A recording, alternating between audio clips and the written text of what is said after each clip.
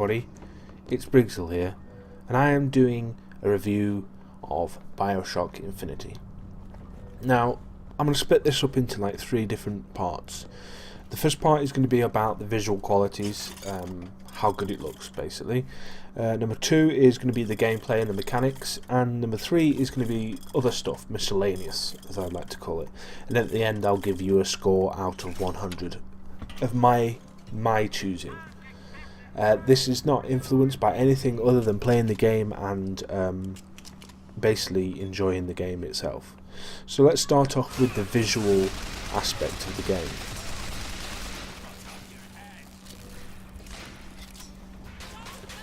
So the first thing you're really going to see about this game when you first play it is its quality. It is generally very good quality visually. They've spent a lot of time using the Unreal Engine 3 just to make the game look as good as possible, following their kind of style, their BioShock style. Now, if you don't know anything about BioShock in its entirety, then the best thing you can do is go and look for the first game that they made, and that is BioShock. From there you'll get an idea of what this game's all about. It's all about different... I think it's more steampunk. I really do think it's kind of a steampunky game, where it's all about different points of view and different ideas and kind of dangerous first-person shooting, augmenting style, sort of weird weapons, all kinds of stuff from the early 1900s and the late 1800s, because that's when the game is kind of set. This one in particular is set in 1912 during the American exceptionalism. Now, I've read that off Wikipedia, but I thought I'd give you something for free, as it were. Visually, this game is outstanding. It's just beautiful. Obviously, I'm not a fan of post-processing, so I've turned all the blur effects off, motion blur and all that sort of stuff. So it kind of gets rid of the.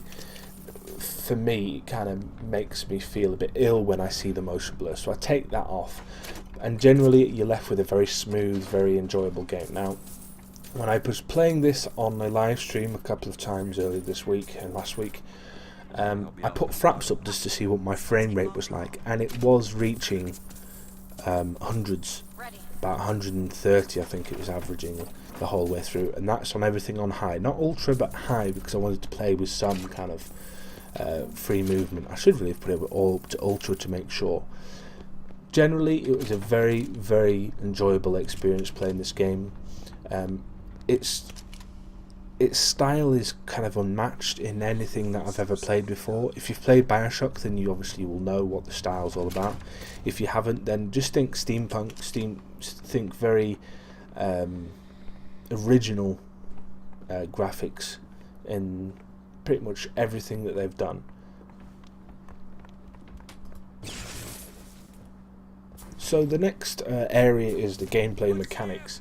Now, the gameplay, like BioShock, is very similar. I mean, you get items that create augmentations, and these augmentations like fire and like fire from the hands and like shock, electricity from the hands. You can move quickly in certain aspects. You can pull people towards you using the water thing. You can have a shield. You can have a shield that fires back at people. It absorbs and then fires out.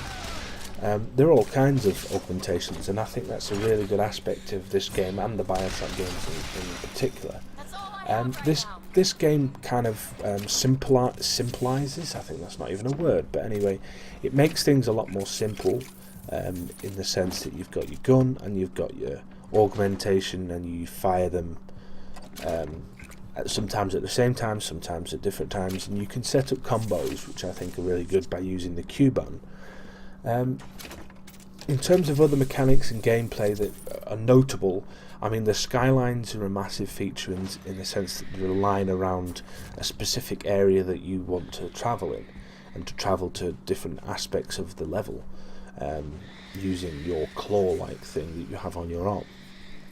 Now, I found it very difficult to play in that kind of style. using the sky lanes like all the time. I'm very much down on the ground kind of guy who wants to just get in with the battle and just kick ass from the ground. Some people may find that the enjoyable aspect of the game is to use the sky lanes, getting really quick jump off, smashing the crap out of people. It's done. To him their own, or whatever the fucking phrase is. That's the way it is. That's the way it is in this game. Sometimes you can revert to doing completely different things. On top of the guns and on top of the augmentations, you've got the aspect of upgrading each gun and each augmentation with certain upgrades, be it less mana or salt, as they have dubbed it in this game, you know, to better damage output and all that sort of stuff. You can see that in the video that you're watching right now. In terms of the storyline and everything about the story, I'm not going to go too much into it. All I'm going to say is that it's confusing in some aspects. I mean, I get the ending. Some people may not get the ending, so you may have to play it once or twice to get it, 2 or 3 times to get it properly. But in general, the storyline is quite confusing. It's decent in size and length. And the last thing as well is that you want to look at is the difficulty. You've got to make sure that you put it on at least medium, if not hard, because you get a good idea of how difficult it is. You can see in this video there are certain times where I just cannot get through this certain thing. You have to keep dying, and when you die, you don't necessarily like die and then you have to load a save game. You go through this kind of dying phase where the woman basically helps you. You lose a little bit of money, kind of like a toll.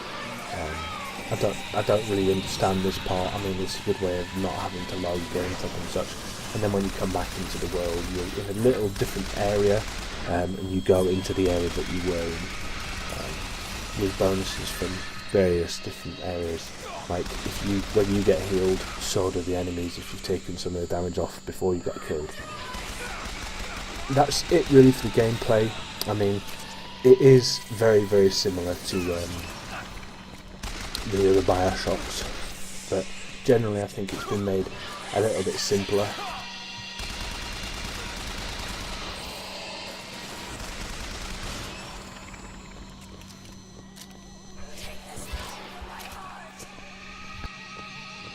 The final aspect of the game, the final section of this review, is the miscellaneous. I haven't got much to say about it. All I can really say is that I enjoyed playing it. I enjoyed playing it for I think it was about 15 or 16 hours worth of play that I played it. That was one complete storyline. It would probably take others longer, or it could take others less time, depending on how long you want to spend on it. It's quite linear in the aspect that you basically pressing the N key tells you where to go, which is a little annoying. But I suppose it saves people getting lost and all that sort of stuff. There are very few optional quests, but they are decent in the sense that if you want a bigger, longer game, then you can go back and do those quests. Some of them have good endings, some of them don't, some of them have great rewards, some of them don't. It's all about basically how you want to go about playing the game. The last kind of point I want to make is about the 1999 mode. I've not played much of this mode. I am planning to go through it again, but I like the idea of having more permanent impact on the game about your decisions that you've made, because there are a few decisions in the game that you make that change the aspect of the game. Now 1999 mode basically changes it so they have more of an impact on the game, and hopefully I'd like to think that I'd go through it again with making those changes and seeing maybe choosing a different option to the one I chose the first time around. Anyway, let's move on to the rating. So, this game is great.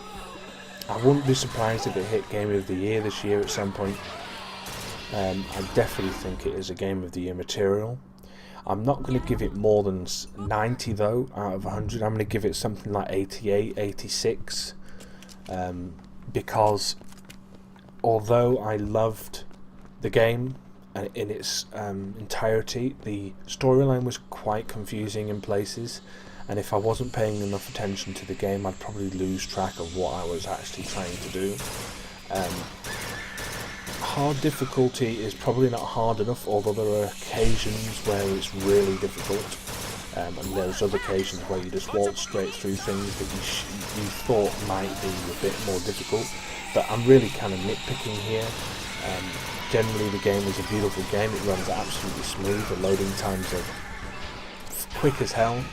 The sound, the voiceovers, the voice actors, everything about this game basically shouts Game of the Year at some point this year. And if there are any more awards, I'm sure they'd get them. So that's it. I'd say 87 out of 100. I've rounded it out to 87. If you like this video and you want to see more gameplays or reviews or whatever, just let me know in the comments below. I'm not going to ask for likes. I'm not going to ask for subscribes. If you like the video, then do as you do. I'm not going to tell you what you need. So, thank you very much for watching, and see you next time.